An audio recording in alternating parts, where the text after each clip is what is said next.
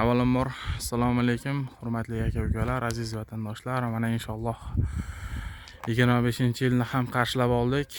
Mana navbatdagi darvozamizni o'rnatib bo'ldik. Bu darvozamizni Qashqadaryo viloyati Qamash tumani yopga o'rnatdik. Razmerlari bilan matnlarni bir qator sizlarga ma'lumotni berib o'tamiz. Razmerlari eniga 440 bo'lib bu darvozamizni yaqindan holatlarni ko'rsatib o'tamiz. Ikkita yoni tagi shivillar bo'ldi bu darvozamizni. Holatlari mana. Listlarga kelib o'tadigan bo'lsa, shivillar bo'ldi. Only 6 ga 4 bretli listanada profil, chasvelari ham o'sha 1.5 lik chaspeda bo'lgan. Listlarga ko'tarib o'tadigan bo'lsa, 2 lik lista bo'ldi. Ustiga mana 2 qavat qilib toshli list bosib berdik. Bu ustidagi tosh listlarimiz stenasi 1 lik bo'ladi. Yarim 2 qavat holatda bo'ldi.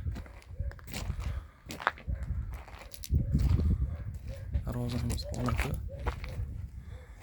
Orqa holatini ham ko'rsatamiz. Zamoylari shu zo'r zamoy bo'ldi 5 tali.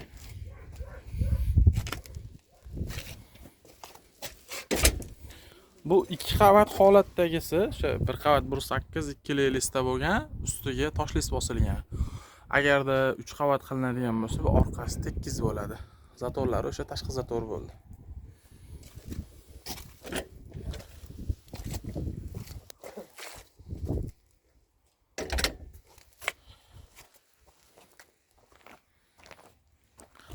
Xo'sh, bu darvozamizni narxiga kelib o'tadigan bo'lsa, hammaga narxi qiziq.